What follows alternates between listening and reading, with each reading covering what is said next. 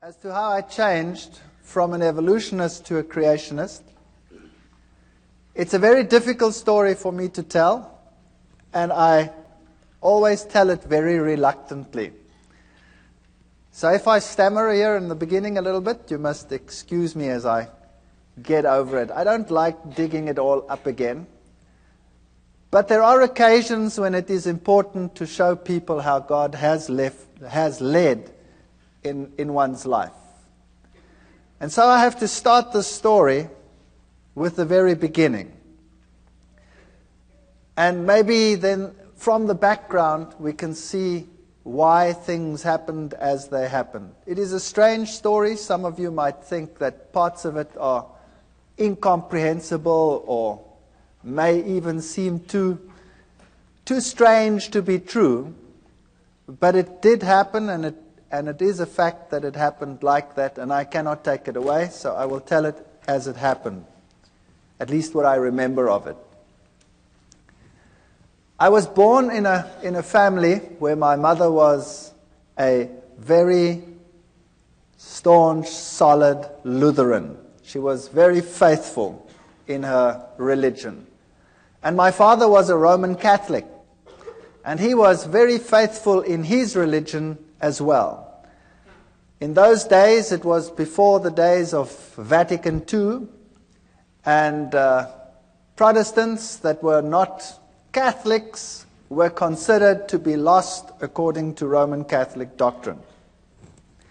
But in marriages between Protestants and Catholics, it was essential that the Catholic counterpart in that marriage was to promise that the children would be raised Catholic. And my mother accepted that, and she knew that I would be raised Catholic, and I was raised Catholic. And there was never any argument about religion in our house. My father and my mother respected each other. My father had a couple of problems with the church at one stage because of this marriage, but they overcame them, and then no problem concerning religion ever cropped up in our house. And when I was still quite young, I was about 8 or 7 years old, my mother became ill, and she was diagnosed as having cancer. And they actually gave her a relatively short time to live. They said she would have about 3 to 4 months to live. But she was a very tough lady, and she managed to stretch that to about 4 years. She died when I was 12 years old. But those 4 years were very, very miserable years. She really suffered more than anybody else that I have personally been in contact with. She lost one part of her body after the other. They had to do mastectomies, and then they took out part of her intestines, and she had to have colostomies. And eventually she just lost more and more and more, and she had one operation after the other. In those days, they weren't as sophisticated as they are today. They burnt her under the radium treatment. They forgot her there. They had to peel off black pieces. So she really suffered tremendously. And through all this, she never, ever, ever gave up her faith. And I was very attached to my mother. But because of all the problems in the house, and a mother that was on the verge of death for a long time, over a 4-year period, there was also quite a bit of tension in the house. Now, while at school, I received religious instruction, of course. I was in a Protestant, largely Protestant school. It was the German school. And I received religious instruction separately. The Catholics went to the nun, and she gave religious instructions. Now, I've met some very nice nuns in my life. And I've met nuns that are really gentle and soft people and are very nice to everyone around them. But this particular one, where I received religious instruction, was a very hard person, according to my youthful experience that I had at that time. And she would constantly tell me that it was such a sad thing that my mother, who being Protestant, would not see the kingdom of heaven, but that she would roast in hell forever and ever. And I resented this very much because I was very fond of my mother, particularly since she had such suffering in her life. And this carried on for about 3 years, 4 years, while my mother was sick. And the more it carried on, the more rebellious I became about the teachings that I was confronted with. I used to attend church very regularly. I had to go to church every Sunday with my father. I went through all the things like communion and all the things that Catholics do. And I became so resentful in the end that I used to be incredibly cheeky in the religious instruction class. And I was then thrown out of the class and told that I was to sit outside in the courtyard. And then for a few years I had living hell in that school because the headmaster was somehow in cahoots with all of this, and whenever he spotted me, he used to thrash me.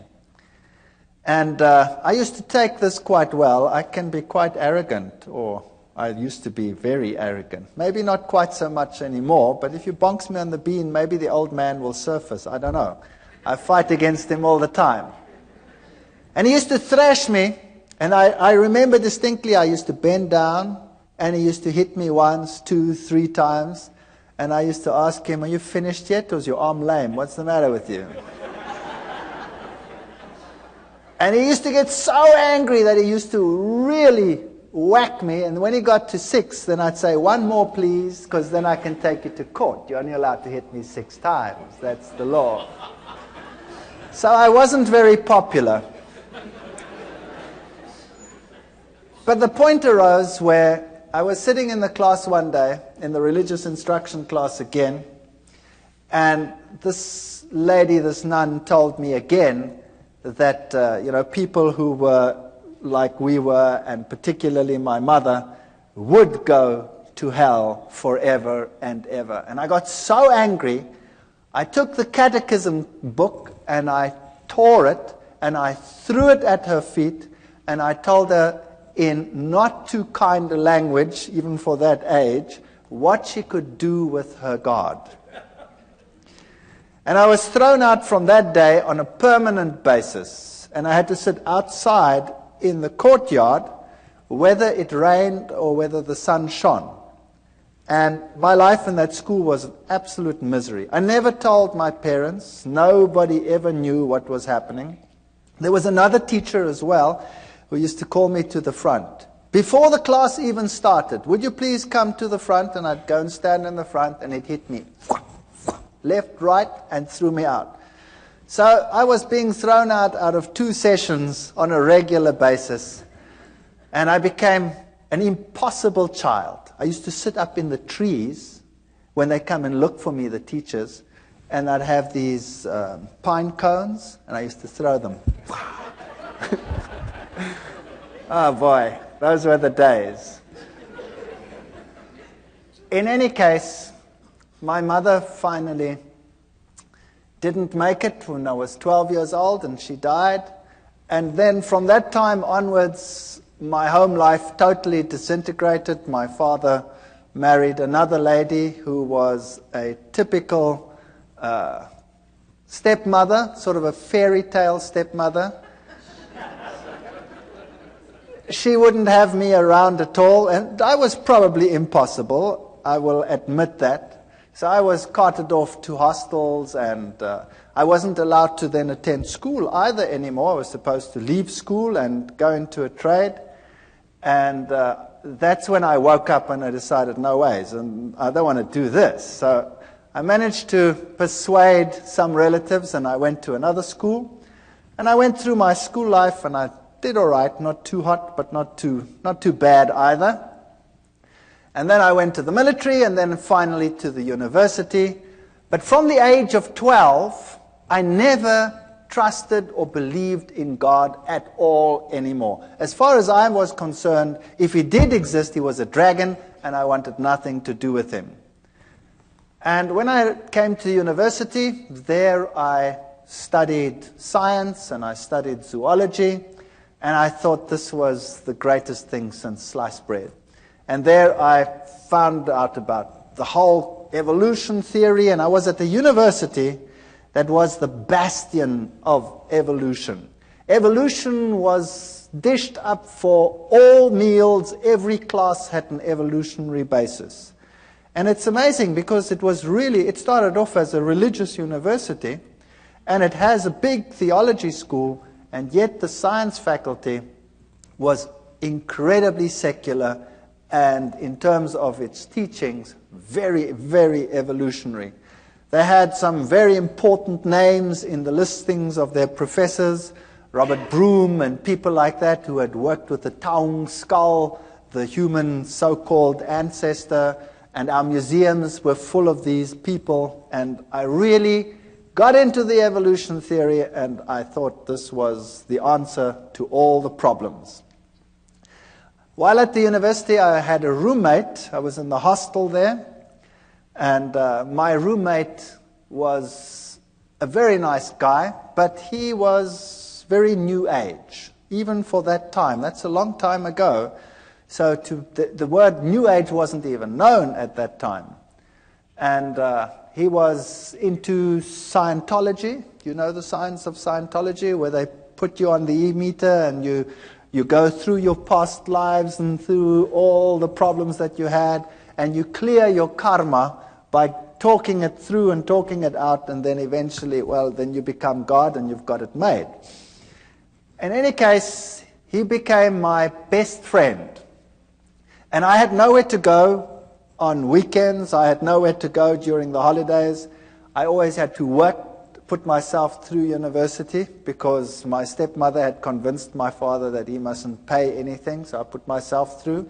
I had a great relationship with my father years later, so that'll come right, as you can see. Even the worst situations can come right.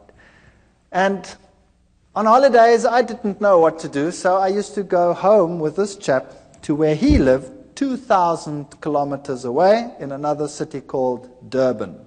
And every holiday I used to go home with him because I had no home to go to. And there I met my current roommate, my wife, who happened to be his sister. Far better roommate than he ever was, I'll tell you.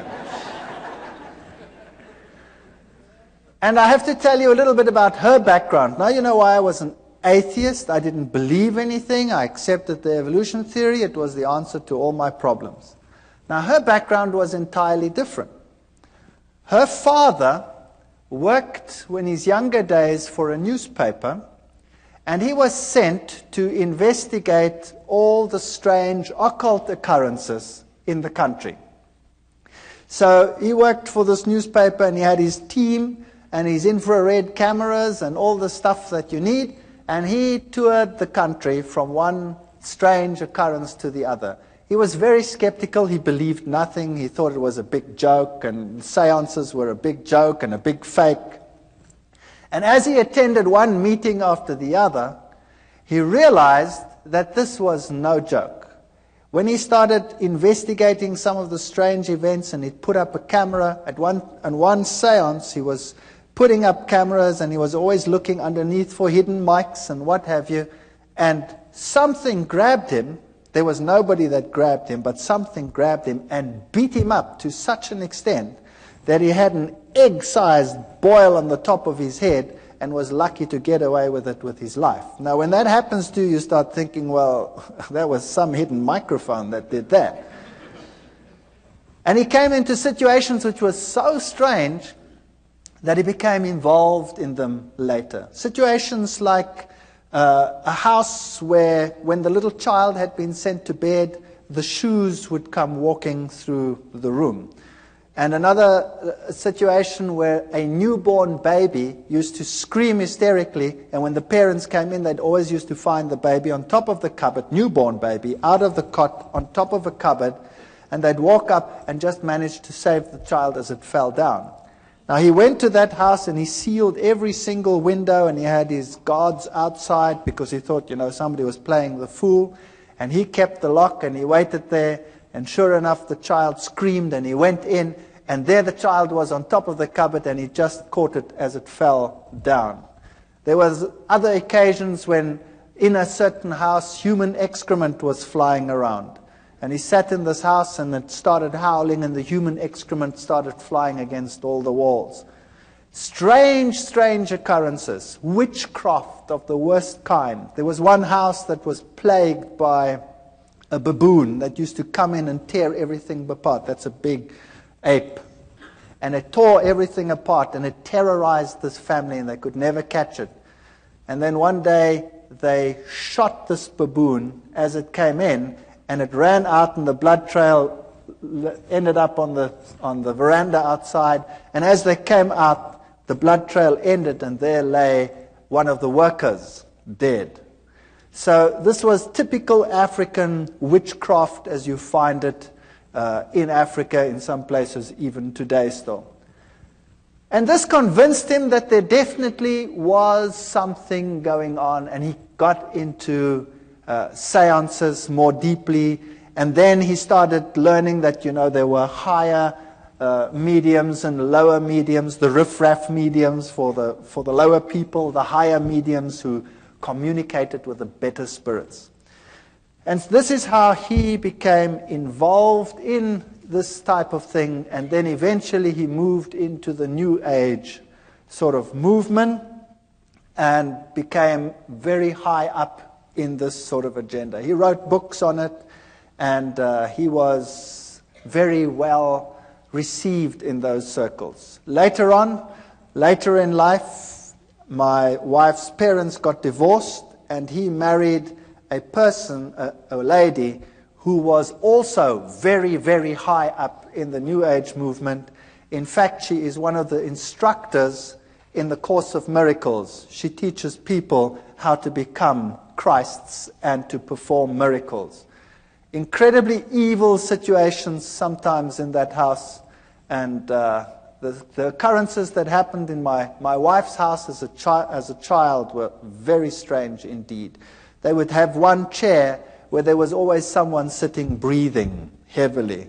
And they had a cane that used to go walking and a rattling and sort of things like that. She grew up with this situation. To her it was nothing. She was used to it. Now to me it was very strange, and I was an atheist. I didn't believe anything. I tried to rationalize it in a scientific sense. And then when my wife and I got married, we moved to the city where I was in the university, and for years there was no real problem. And then my wife, we had the first child, the second child, and then the youngest child my wife was expecting when my father-in-law came to visit. And he moved into an outside flat that we had, an apartment, and there he stayed with us. Now thinking back, I know that this is where it all started. Because if you have an occult presence, then you will have this influence on your home for a long time. I can perhaps tell you that when we were just married, we moved very close to them, and there were very, very strange occurrences in our house. Absolutely horrendous occurrences on some occasions. Our dishes would fly through the rooms and smash against the walls and things like that. Or you'd park the car and the car would rock and fall over against the side of the garage. We had very strange happenings on a previous occasion. But you forget about those things, and later on you rationalize them as well, and you say they didn't exist or they were strange. When my wife was expecting this last child, when my father-in-law moved in, she became very ill indeed. So ill that we didn't think that she would survive. And she was in hospital, in and out of hospital, and on a respirator, and she was very, very sick. And then we decided that there must be something wrong with this pregnancy, and the doctors had a look at it. And they said that the best thing to do would be to have an abortion, because the child was probably dead. They didn't have a scanner at that stage in those hospitals, so they couldn't tell properly, and they didn't know whether this child was perhaps dead. So we decided that we'd have to transfer to another place where they could do a scan, which we then did. And she was very ill. She had a very high temperature, and they did the scan, and this little fetus was only about so big, and he was perfectly well, and he was sucking his thumb, and we decided that we weren't going to do this. We were going to sit through it and see what happened. And eventually, through 9 months of hell, and of sickness and coughing, and more in hospital than out of hospital, my wife was discharged, the child was born, and this child was the most miserable child that you can imagine. He was impossible. He used to scream from morning till night. If you wanted to feed him, you had to wrap him round and round in a blanket so that he couldn't move his arms, or else he'd claw and scratch at you while you were feeding him. And if you put him to bed, he would scream and scream and scream. And so we had a technique where you sort of sit there and rock and rock and rock the bed until he finally falls asleep. Then you sneak off to bed and you try and fall asleep, and the minute you sleep, he screams again. And this carried on for months. It was absolutely chaotic. And nothing you could do could console this child. My wife was a wreck. I was a wreck. We were all totally destroyed. And then one night at 2 o'clock, I had a dream that I was being strangled. And it was so vivid that I woke up with this perspiration falling down my face, and my heart was pounding like some drum inside me, and I sat upright and tried to recover from this terrible nightmare. And the next moment, the little one in the next room screamed as if he was being murdered. And my wife and I got such a fright, we stormed out of bed, ran to this little baby, picked him up, and as we picked him up, he started shaking violently. And his temperature would rise, and then he'd go into fever cramps. And so we rushed him off to hospital, and they had a look at him, and they had to put him in a refrigeration tent. They had a tent sort of that's cooled, and put him on a drip, and then it would be touch and go whether he would live or whether he would die. And he'd recover from this and come back home as impossible as he was before.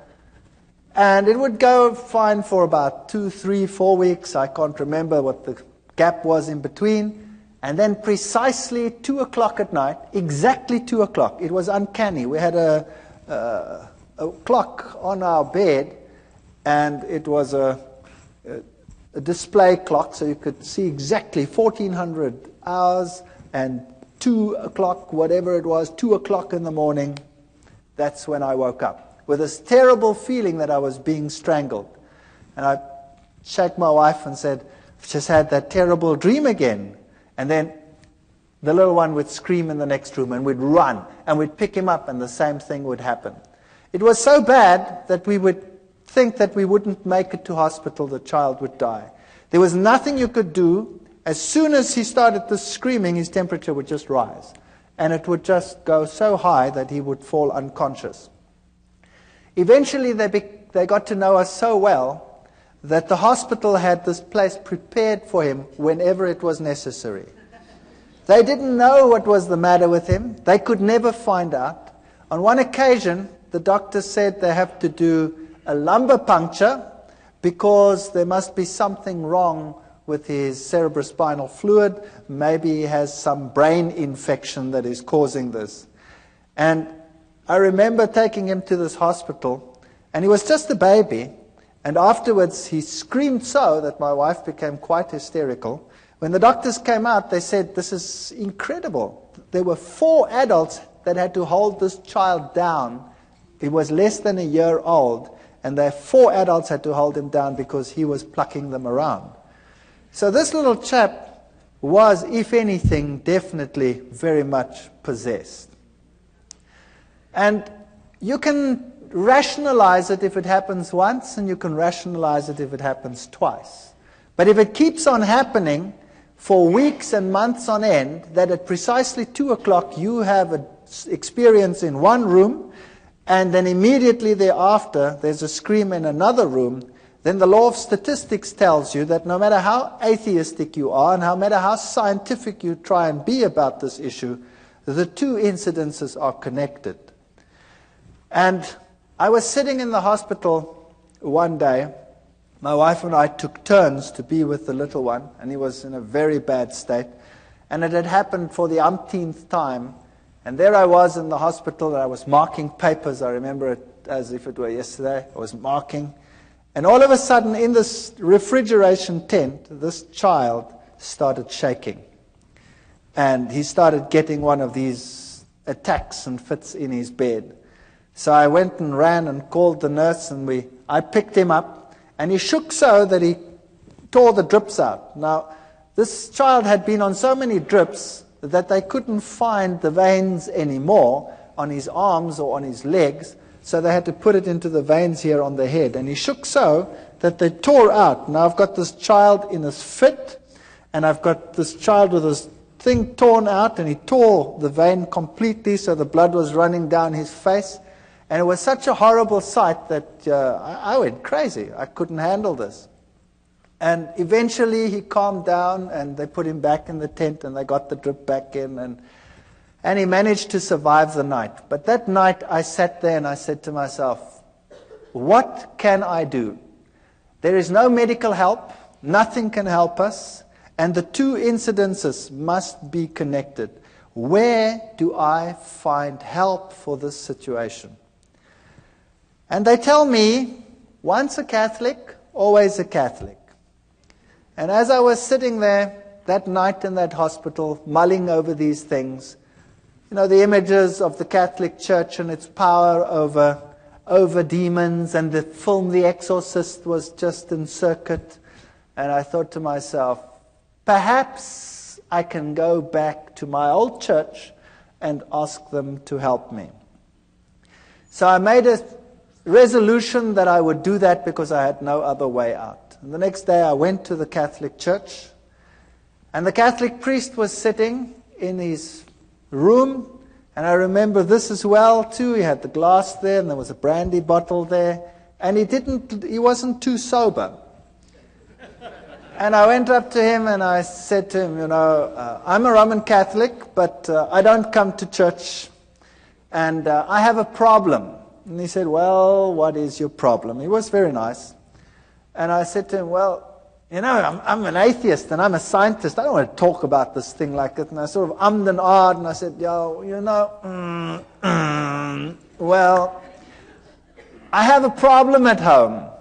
He says, well, what kind of problem? I said, well, it's a problem concerning strange happenings in my home. And he says, oh, no. I want nothing to do with that. And he said, it's not my field. Give me your name. Give me your telephone number. We'll come back to you.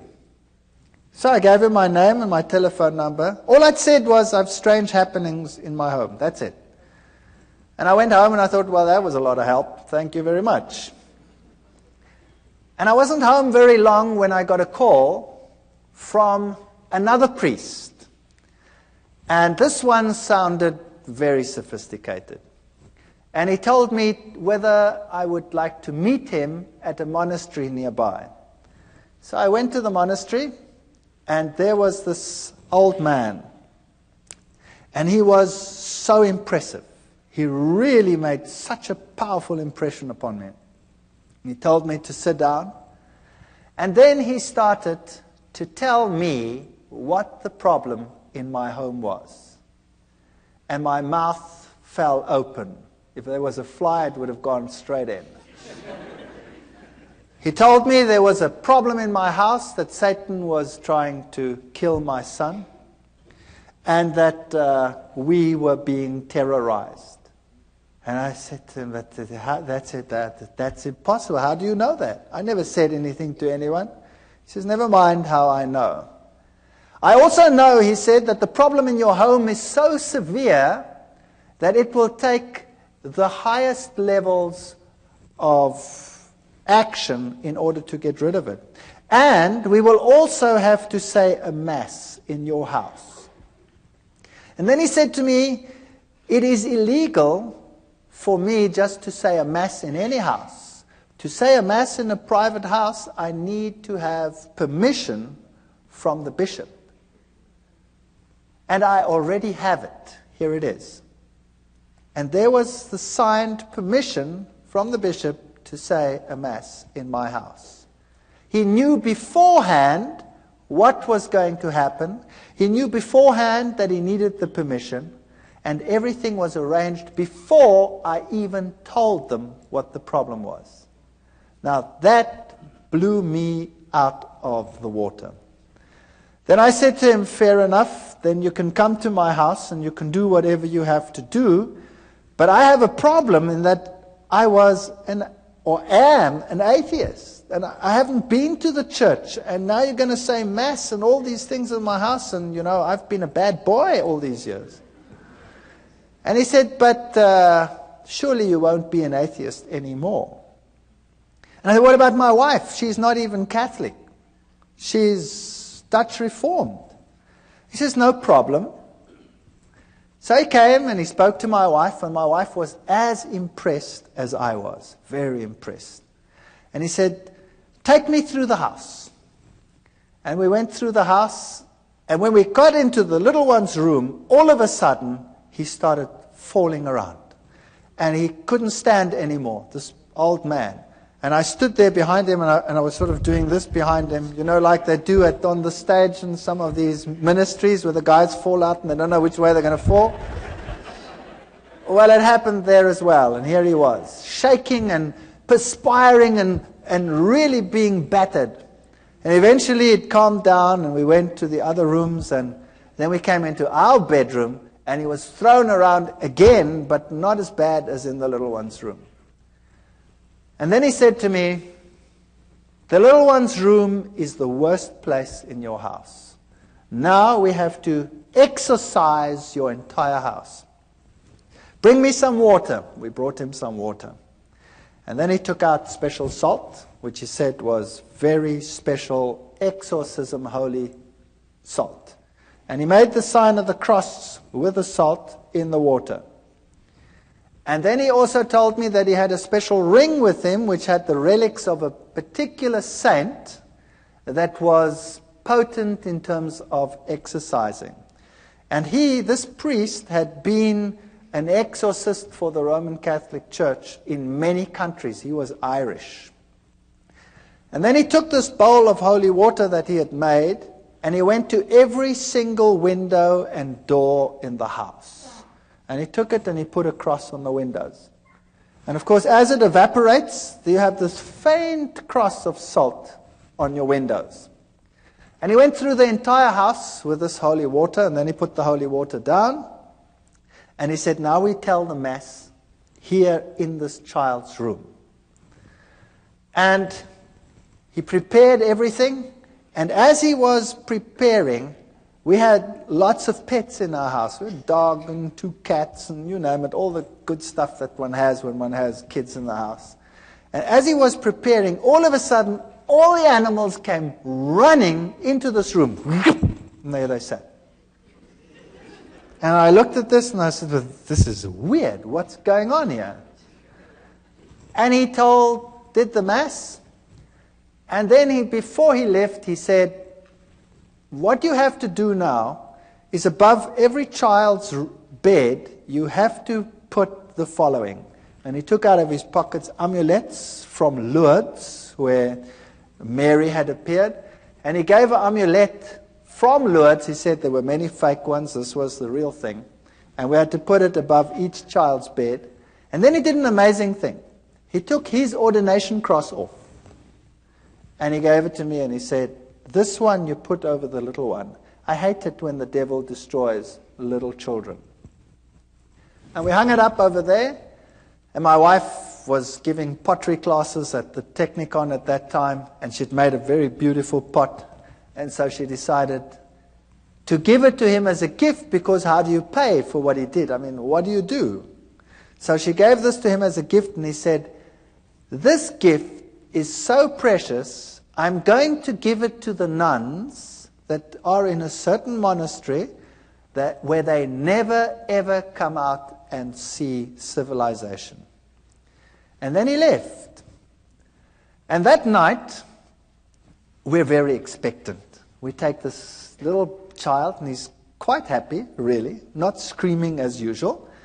And we take him and we tell him it's time for bed. Now, normally that was enough to have blue murder in the house. And he was quite happy. And we put him into this bed. Now, he was only just starting to toddle. And we put him into the bed. And this child had always, when you put him into bed, gone into a fetal position and started bashing away and screaming and going blood red and going totally crazy.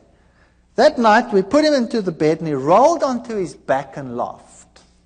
And he put his arms out like that, and he did goo-goo sounds like little kids do, and he fell asleep.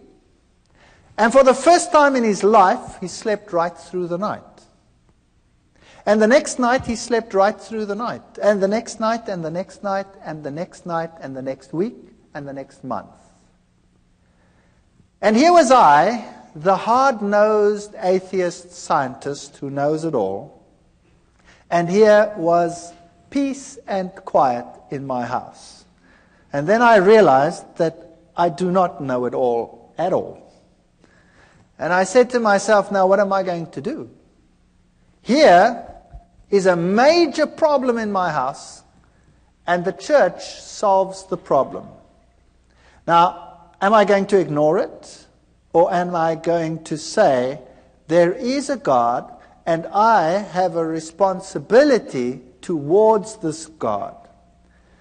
And I wrestled with this for a number of months. I really wrestled with it, and my wife wrestled with it. And then I said, well, I have no choice. I have to go back to the church. Fortunately, my oldest son was at the point where he has to go to communion classes, so that gave me an alibi to go to church. So I went to church, and one or two students, it's a small university town, still say, what are you doing here? I said, well, my son has to go to communion, you see. And I started going to church, and I became quite involved in the church again. Every Sunday, faithfully, everybody went to church. And my wife started saying that this is the way to go. She also wants to go to church, but she didn't get herself quite that far yet. And because there was such peace and harmony in the house, we became more relaxed. And one day I was sitting there, and I thought to myself, this house needs a change. And typical German, I said to my wife, if we did this and that and the other, then, we could do something with this house. And I climbed into the roof and looked what was a bearing wall and what was not a bearing wall, and then I just took a sledgehammer and smashed out everything that irritated me. And we decided to restructure the whole house, which we did. I managed to accumulate some money, and I wasn't in great problems.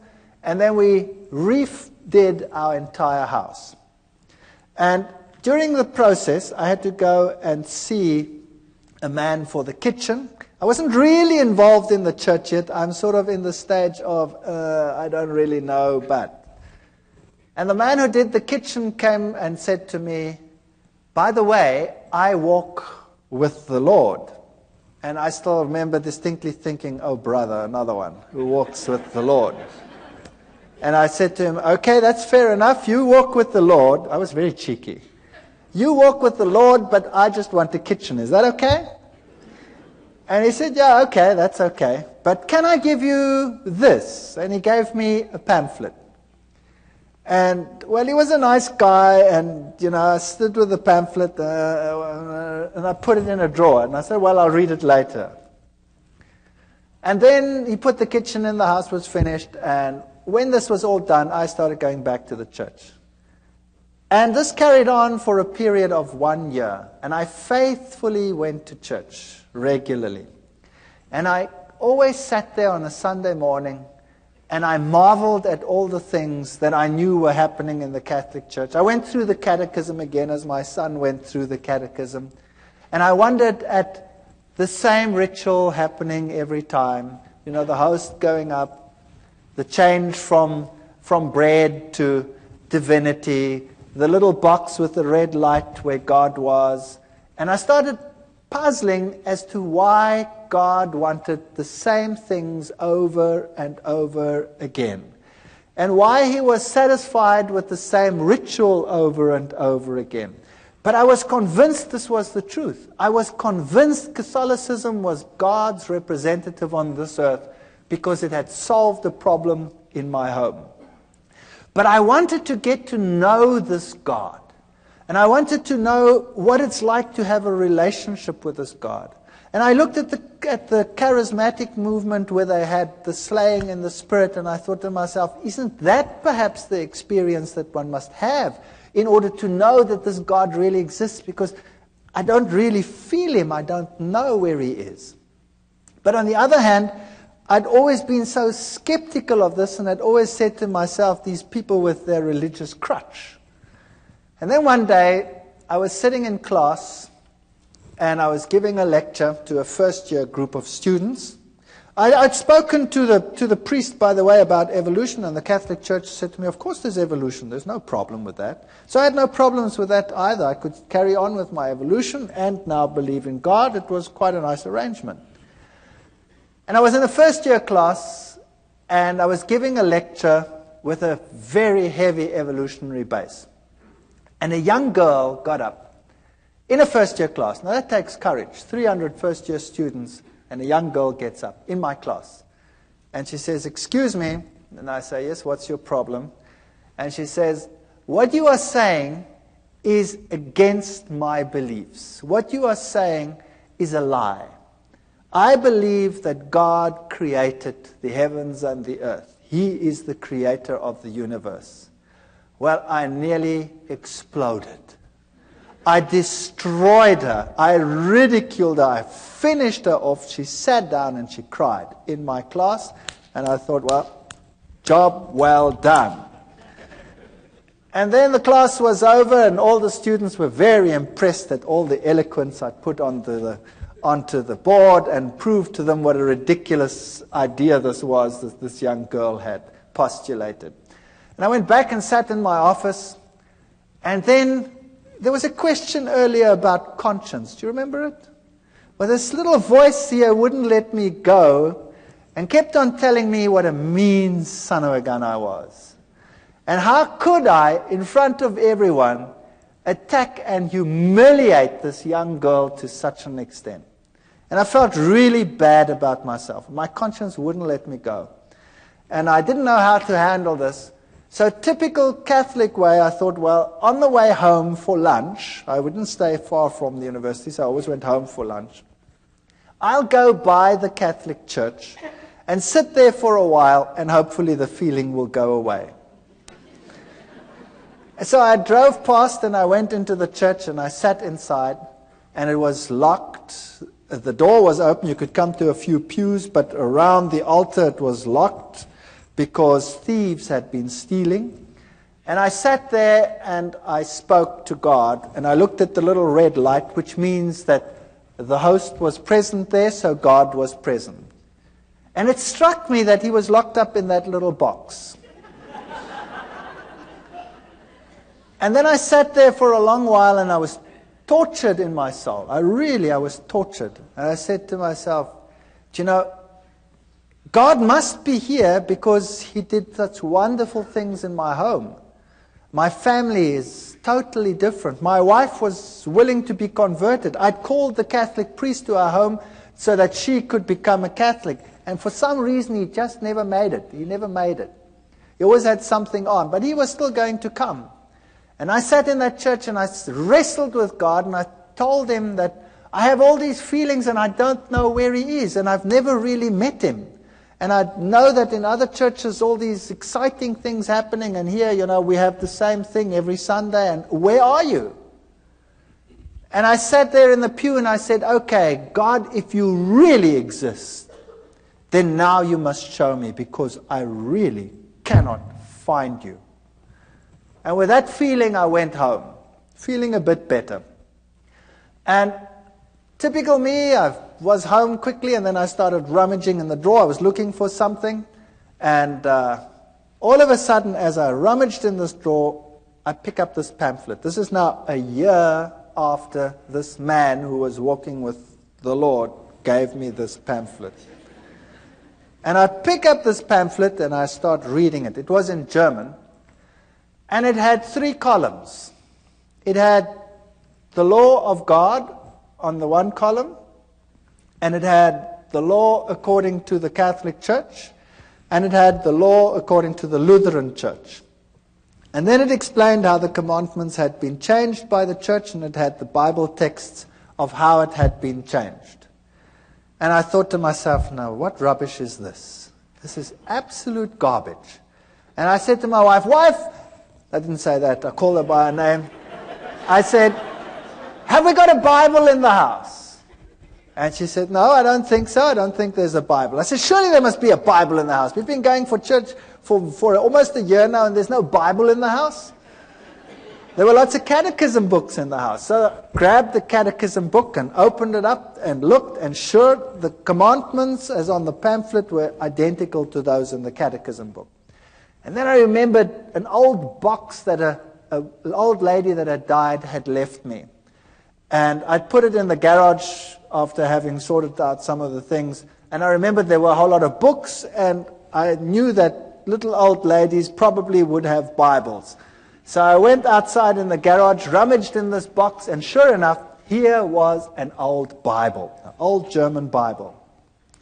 So I went inside and opened it up, and there it was. The 10 Commandments were totally different to what they were in the catechism book. And this puzzled me.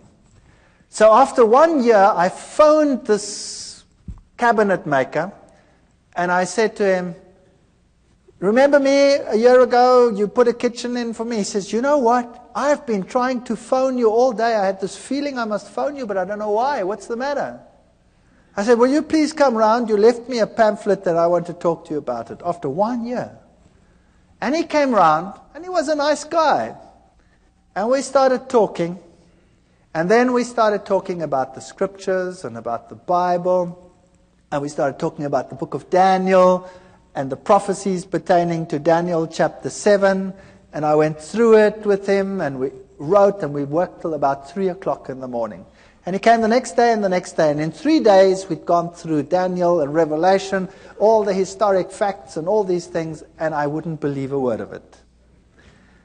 And then I decided that the only way we're going to resolve this is if I check whether every one of those facts is really so. Whether those kingdoms and those kings and all these things are really so. So I went back to the university, to the history department, the theology department. I got everything that I could lay my hands on, and I checked and verified, and it was really so. And then I started finding out that the little horn of Daniel chapter 7, if you take it as the Bible says, can be none other than the Roman Catholic Church. What a shock that was to my system. Then I got the Protestant view of the little horn being Antiochus Epiphanes IV, and I went through all of that and found out, but it can't be him because none of the criteria fit. And also how the scripture had been changed on some of these points. But to be fair, I invited the Roman Catholic priest to my home. And I said, would you please come to my home? I have to talk to you on an issue. And he came. And my wife was there, and I was there. And I took the Bible, and I took the chapters in Daniel, and I went through with it in detail, and I showed him the change of the commandments and all these things. And then he said to me, I can't talk to you on this issue because I'm not into scripture at all. And I was stunned. Here was a priest, and he was not into scripture. He says, we have some specialists who are into scripture. But it doesn't make any sense to me, he says. And then he left. And then I had the ministers of other churches, and we argued right sometimes till the late hours of the night as to what the little horn was. And every time they come back to Antiochus Epiphanes, I'd show them, but it can't be because it comes after Rome, etc. It can't be in Greek times. And eventually they would all leave as well and say it can't be any other way. So I was confronted with this tremendous dilemma. And then the worst thing of all was we started talking about the Sabbath, this other man and I. And we went through the whole Sabbath thing. And then I said to him, but this is ridiculous. How can you keep a commandment which you keep because the Lord created in 6 days the heavens, the earth, the sea, and all that in them is? That's ludicrous. Everything came into existence through evolution. And he said, no, it came into existence through creation. God created it. You know, and the little girl pops up into my mind. And I said to him, but that's rubbish. He says, I'll prove it to you. I said, you try. And he tried. The next day he was at my house with a pile of books like this, all on creationism, and he gave them to me. And I remember going through those books. I was sitting in my office. I used to give my class and run back, and I went through those books very quickly. And I gave them back to him in a very short time period and said, there are your books. And he says, what do you think? I said, I've never read so much garbage in all my life. So he said, don't worry, and he brought me another pile like that. And I went through that lot, and it was so confusing and so full of garbage. So I gave it back to him. And I said, it's so unscientific, I cannot accept this. So we argued about God being a creator or not a creator, and I would kill him with science. I had all the terminology. I was a lecturer. I was an evolutionist. I knew what to tell these people. I've been trained to wipe out people who oppose, the scientist on any of these fields. And he got so frustrated with me. And then one day he was so frustrated, he says, you know what? I said, what? He says, I haven't got a problem with evolution creation. You have a problem. You solve it.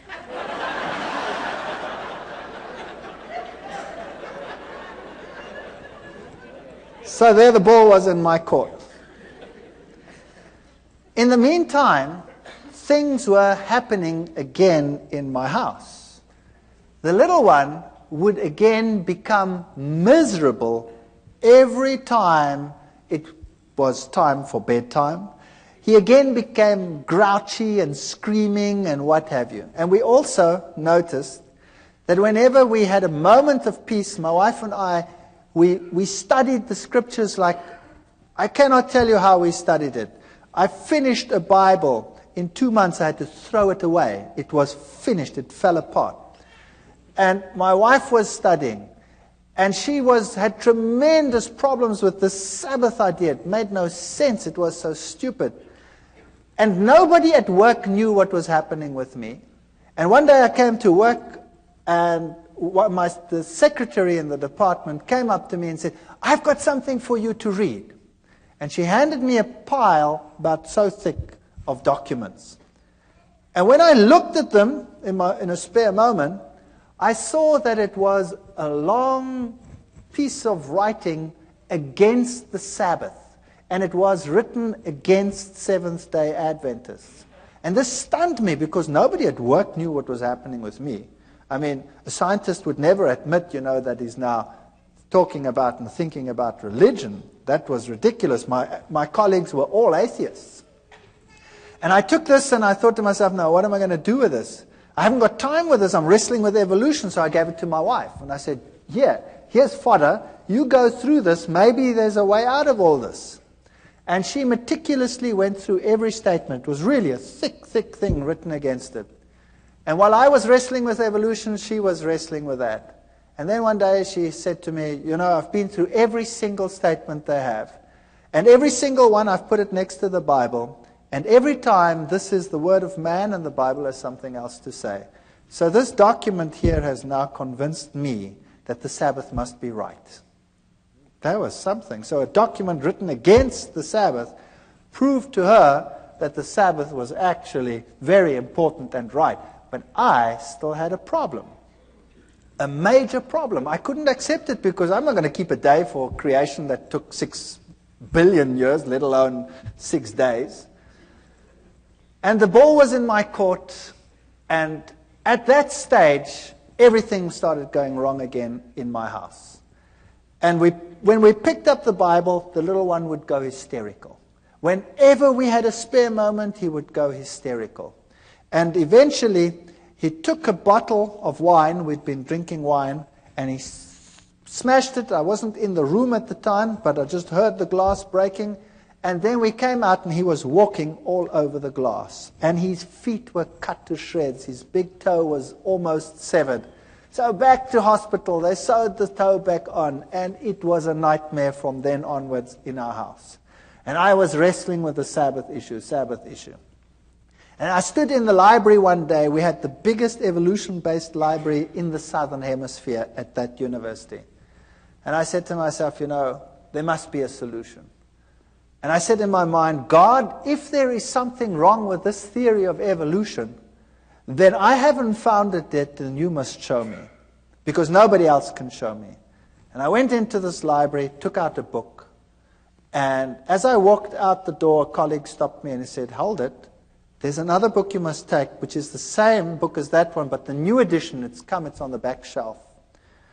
Very strange. So I went to the back and I took that edition as well. I took them both and I went to my office. And then I started reading. But I started reading them both at the same time.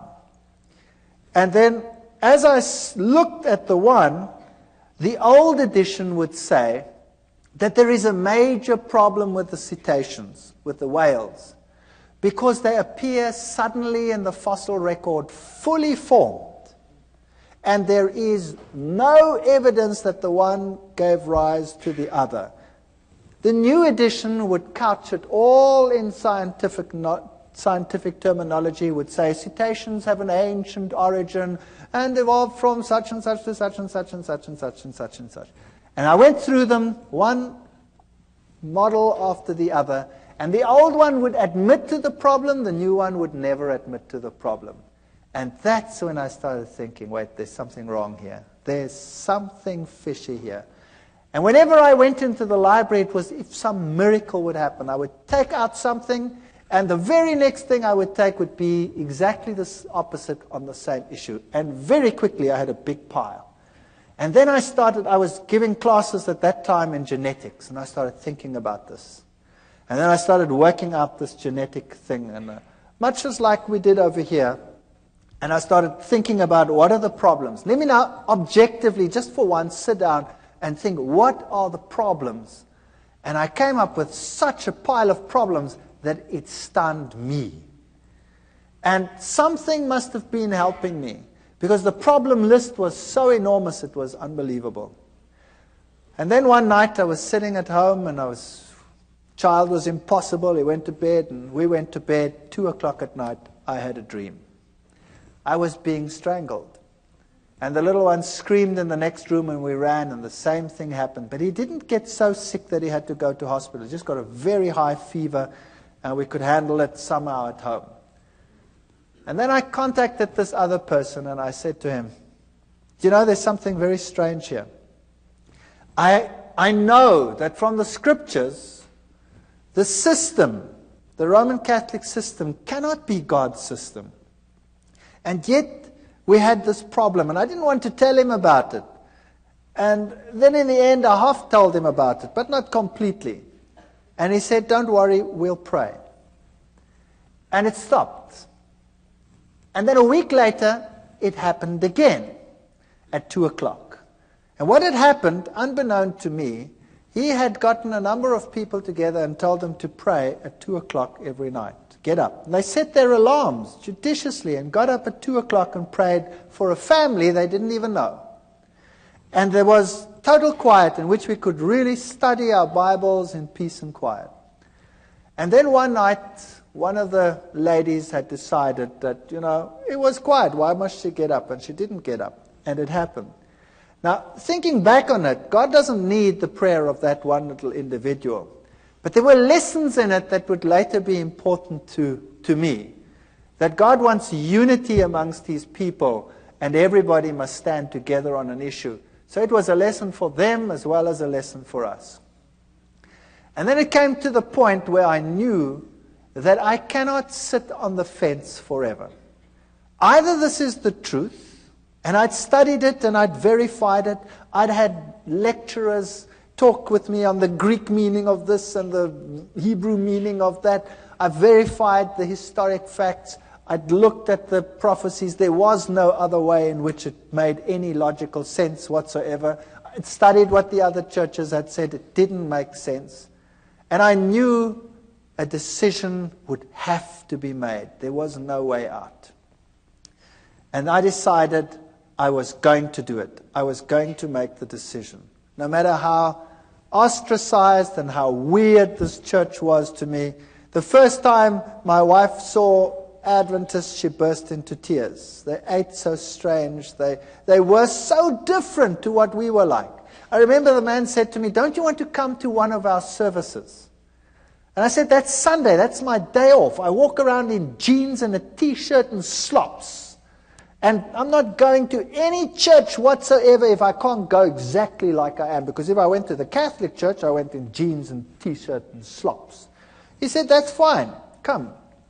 So I went to the Catholic church, to the Adventist church, and I sat there in the back. And I looked at all these people with their suits and their ties, and I thought, yuck. And they all looked at me, but they were all pleasant about it. And strange things like that. And I didn't like the setup. I didn't like what they looked like. They looked so different to everyone else, you know.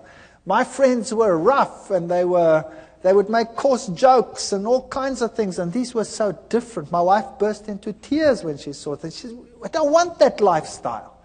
I want my old lifestyle. We used to sit around the swimming pool and drink beer and have friends over and, have parties and stuff like that." And they were so different. It's so night and day difference that you think you could never be happy over there. She cried and cried and cried, but knew somehow she'd have to go back in any case. And then one day I decided that I couldn't take it anymore at work with all this evolution teaching. And another strange thing happened. I was asked by the then head of the department to lead an evolution discussion group with the postgraduate students about 2 weeks later. Everybody gets a turn, but mine wasn't for months. Something happened and mine was moved forward. Now I sat with a major problem. Do I go into that with my mouth full of teeth, pretending to be what I am not? Or do I stand up and for what I now believed? And I was really so chicken, it's unbelievable.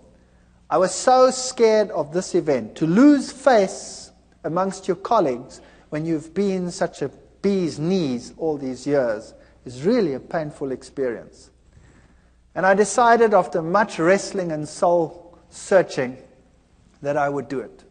My new friends, who had become less weird in my eyes over time, would pray for me while I did this. And I went into that lecture hall, and the whole staff was sitting there. This was a postgrad affair, so the whole staff was there and all the postgraduate students. And I start the ball rolling with the lecture normally, and then you start this evolutionary discussion group. And I started the lecture, and then I switched to the genes, and I highlighted every single problem. And I went through the whole gene system as far as I'd sorted it out at that stage. And I said at the end, therefore, evolution is not possible. Well, first you could hear a pin drop, and then all hell broke loose. One of my colleagues went blood red and started screaming at me like you cannot believe, and the foam literally started coming out of his mouth with rage. It was just unbelievable. And then one of the students, a girl, it's interesting how these things happen, a young student, a girl, an honors student, she got up and she said, "I want to say something." And she looked at all the lecturers and she said, "When I came to this university, I believed in God. I had a good life. I had a good relationship with God. And now I believe nothing anymore. I've lost my faith. My life is falling apart. And you have robbed me of my faith.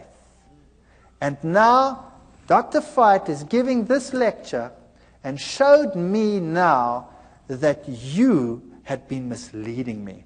Can you imagine what happened in that department?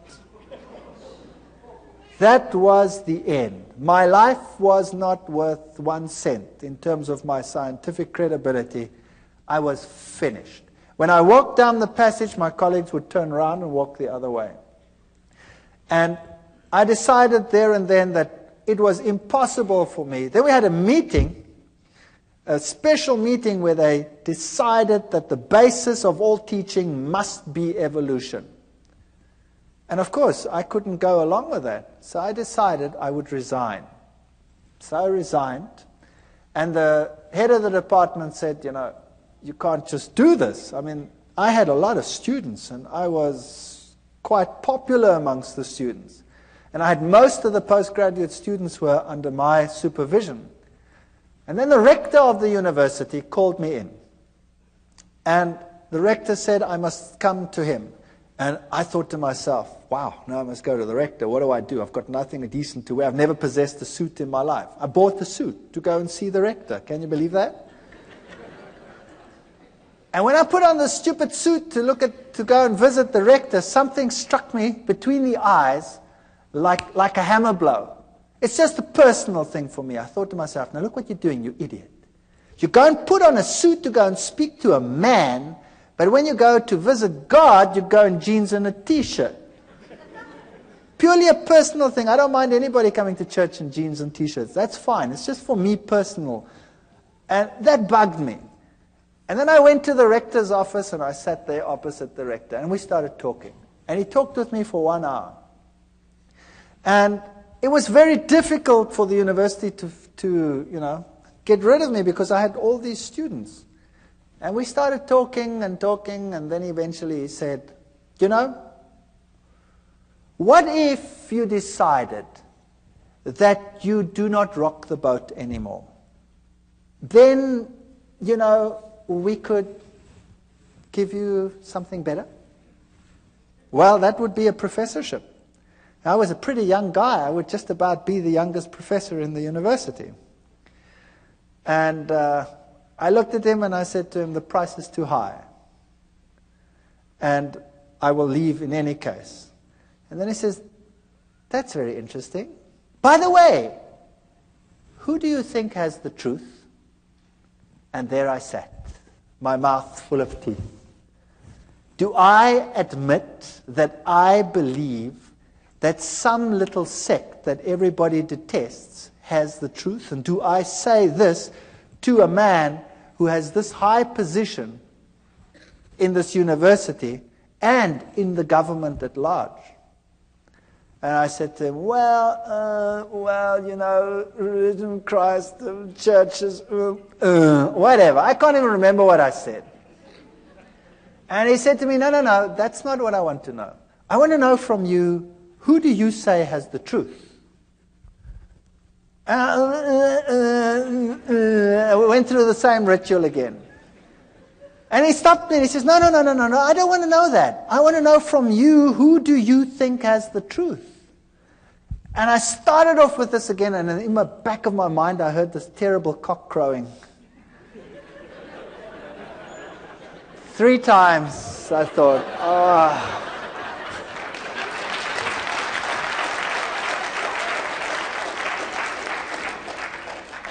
And I said to him, I think it's the Seventh-day Adventist Church that is preaching the truth. And I thought, now that's it, I'm a dead man. And he said nothing, not a word. He just said, thank you very much. Congratulations on your choice, and I hope things go well with you. And that's it. And I've resigned from the university. And I put my house on the market, and the very first guy that walked into my house said, wow, what a house, and he bought it. The very first guy. And there I had this money, and I knew now my scientific credibility in the world was over. University was a career that I'd given up for my faith, and God would take care of me from now on, and things are going to be just honky-dory. I'm going to now take this money, and we're going to do something great with it. We're going to start a little farm somewhere, and we're going to get people to come, and we're going to witness, and we're going to do great things with all this money. And I got some guys together, and we started this thing. And then we planted wheat, and the wheat grew like crazy. And it stood so high that the farmers in the entire district came and said, "You guys, you were at university, you know something special." And I said, "Well, nah, we're doing exactly the same thing you're doing," but I think to myself, it's because we're walking with God now. That's why our grain is so much higher than yours. If you would do the same thing, then your grain would also be better. You see, once a Christian boy, everything will go just great. And I was quite happy to be out of the university, and we moved out to this place, and we started this whole thing going. And then our money was all invested in the land, and we invested lots more money on loans and things for whatever is necessary to put in the wheat crops and all this sort of thing. And then a flock of birds arrived, such as you have never seen in your entire life. And they ignored all the farms with the little wheats on them, but they sat on mine and made it home. And they were just stubbles. And then, you name it, it went wrong. Sanctions came in against South Africa at that time. The economy was totally destroyed. Interest rates that had been at 3 and 4% shot up to 28, 30, 36% in some cases. And loans that were nothing to repay became a total nightmare. And the only means of making money was taken away, and we were totally destroyed. Everything I ever possessed was gone with a wave of a wand. It just ran through my fingers. And all the crutches that I'd been leaning on were gone. And the birds ate my fields. And I said to God, "How can you do this to me? How can you destroy me? How can you allow this to happen? And I have no means of supporting myself. I have nothing. My scientific credibility is zero. I can never go back to my previous job. I'm finished." And it got worse. And it got worse. And eventually we had nothing left. No food, no nothing. And my wife and I and the children, we sat down and we talked about it, and we decided, if this was the truth, and I don't believe that all the things that had happened were from the other side. You see, when I made my decision, that child of mine had changed. He became a totally different child. Whereas before, he wasn't sick, but he had a dark, somber look in his face. He changed to such an extent that he became the sweetest, nicest child in our entire home. He became a pleasure to live with. And I knew that what had happened before was a ruse. I know the Bible says Beelzebub wouldn't drive out Beelzebub. But what had happened in my house is that he wasn't driven out by Beelzebub. When the Catholic Church had come and done its thing, Satan had told his demons, "Stand back." And when you stand back and allow the child to lie back and relax, they will be ensnared twice as much as they were before. And it happened. But after we made our decision, this child was completely cured. He is the most spiritual of all my children. And he is so different that I knew that had to be from God. It was a totally different ballgame.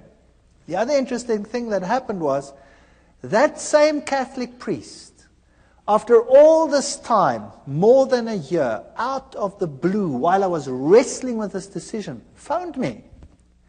And I picked up the phone and I said, "Hi." And he says, "I'm Father so-and-so." And I said, "Yes, that's strange. Why are you calling me?" And he said to me, "You know your father who's dead? Your father is having terrific problems out there in purgatory." It's true. He said that. And I said to him, "But how do you know?" Having done the study on the state of the dead and all these things and knowing what happened, I said to him, "How do you know?" He says, "The nuns that never see the world, they have been told by the other side that your father is in trouble and he is in trouble because of you. And you had better get back to the church quickly. And you had better start praying and having masses said so that this problem will go away." And I said, "Thank you very much for the information," and put the phone down and remember thinking, "You're too late, devil. You are too late." That man was a nice man, and he is deceived, I know. And the Lord will hopefully lead him to a better life and a better understanding one day. But here I was on this farm with no money, no means, no nothing, destroyed career, no chance of getting back, ostracized, laughing stock of the academic world, and no money. And we knelt down and we claimed every promise in the Bible and said, "Lord, you have promised you will take care of all our needs. You have promised that the children of a righteous man will never be seen begging in the street. There is no way out of the dilemma that we have. There is no money, there's no food, there's nothing. But we believe your promises."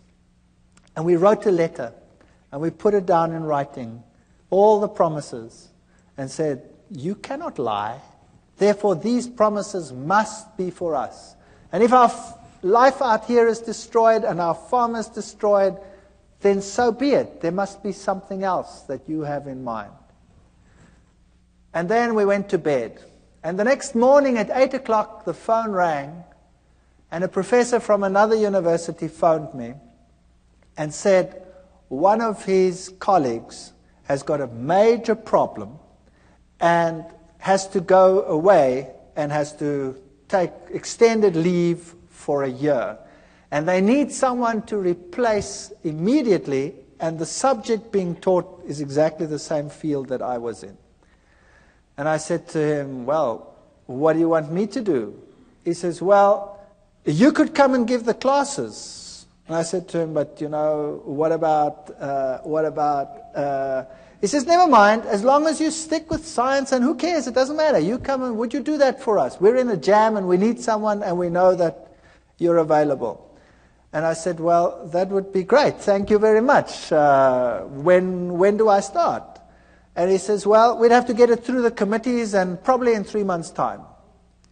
And I said, "Okay, thank you very much." Put the phone down and said, "Nice try, God, but in 3 months' time, I'm dead meat. I've got nothing to eat." And I was so depressed. And then about 20 minutes to half an hour later, the phone rings again. And it's the same man. And he says to me, "Something strange just happened." I said, "What happened?" He said, "I went to the rector's office to have him sign this thing so we can start the ball rolling. And the rector says, 'I have no time. I have no time for committees to call them together to get the process rolling. What is it you want?' And I explained to him what I want, that I have to replace it. And he said, 'Come here, I'll sign it.' And he signed it and he said, 'Appoint the man. He can come tomorrow if he has to.'" So I said, "Wow. So when do I start?" It was Thursday. And then he said, "Monday. You start Monday." I said, "I start Monday?" And I was in another little town, and I had a farm, and there were cows. I was bankrupt. And who was going to take care of these stupid cows on the farm? And 10,000 problems to be solved in one weekend. Impossible. And I put the phone down and I said to my wife, "I've got a university job, only for a year probably, but it's okay. We've got something to go to. I start Monday, but who's going to take care of the rest?" So we prayed and we said, "Lord, You have one solution. Surely you, knowing everything, must have the other solutions. And we had hardly finished when there was a knock on the door and a young couple arrived. And this young couple said that they were farmers in another country to the north of South Africa. And they were Seventh-day Adventists. And they had been working for another farmer, and he had told them if they are not prepared to work on the Sabbath, they must go, and he'd kick them off the farm. So he had lost his job because he kept the Sabbath. And he said to me, I've got nowhere to live, I've got nowhere to stay. I said, would you like to live on this farm? And he said, sure. And I said, I can't pay you anything. He says, that's okay. You don't have to pay me anything. Can I live here? I said, sure, you can live here. And whatever you sell from the milk, you can keep that for yourself. And I thought I would pay the interest of all the loans that I have with my salary. And it was solved within 24 hours. There was a man on the farm who wanted to live there for nothing and take care of the farm and live off the proceeds. And I had a job at the university. And I went to this university and I started teaching. And for the first few weeks, of course, I had no salary, no money. Also, another miracle within that same period, I got a house in the middle of a month. And I didn't have to pay till the end of the month. My kids went to school and they got clothing, school clothes. They wear uniforms in my country. All the clothes, all the sizes. We'll put it on the bill at the end of the month. But I had not 1 cent to even buy a little bit of food to carry on. And then I got into the car, and I don't tell people that I'm in financial trouble. I got into the car and I was driving around, and we've been driving, the last bit of gas was just about going. And my daughter says, what's this here? And she picks up 150 rand. That then was the equivalent of about $150 in the back. She says, it's lying on the floor. And the next week there were another 150. I don't know how it got into the car, but it kept us going until my first salary check arrived. Now I can tell you, this is the real truth. There were times when we had very hard times, when we had virtually no money. All my money went into interest payments. And there were times when we really ran out and had no food whatsoever. And I remember one day sitting around a table with no food, praying to the Lord and thanking Him for what we were about to receive. And this is the truth. When there was a ring on the door and we went outside and there was no one, but there was a basket full of food on the floor. And this is a fact. I want to tell you something, that if you know the living God, your road might not be a rose garden. You might not have the best of everything you need, but your water and your bread will be sure, and He will take care of you. While I was at that university, I was only teaching for 3 months when riots broke out within the university. There was such chaos in my country. There were riots everywhere. The rector ordered postponement of the exams. And then it didn't fit the timetable. Somehow it didn't fit. And one day I had to write earlier. And all my exams were on that day. And this head of department called me in then, and I said to him, what must I do now? I've finished here. I've done everything that I must do. And for 6 weeks there's nothing going on, just riots on this campus. No exams. I've got no exams coming. What must I do? He says, go away. Go to the moon for all I care. And come back in 6 weeks. And in the meantime, somebody had arranged for me to go away for 6 weeks to the United States and to other places to look at all the petrified forests and things in the world. And I'd said to him, forget it. It's impossible. I've just started a job. I can't go and tell the man I want to go away for 6 weeks. And there were the 6 weeks. And I could go on the study tour. You saw many of the slides here. I could tell you one story after the other. I could keep you busy all night. I want to tell you that the Lord intervened with such power in our lives. And as we went through life again, back at the university, they started respecting me for the science that I was doing. And eventually I was given a permanent position. And eventually I started right at the bottom again. I was senior lecturer, here I was just a lecturer. And eventually I became a lecturer, and then a professor and head of department, in spite of what I believe, in spite of what I say. So if you think that God cannot take care of you, I want to tell you, He can do anything. I am in a secular university. I'm a professor and head of a zoology department in a secular university. I teach and preach creationism, which is impossible in terms of human imagination. And in spite of it, I have that position. Never be afraid to stand up for the Lord and for His truth. If you are genuine, God will take care of all your needs. I don't know whether it will be forever. Sooner or later, someone will close the tap. But it doesn't matter. The Lord will have something else. And He is offering the same to every single one of you. Take a step for what is right. Do what is right. And the Lord will fulfill every one of His promises. Thank you.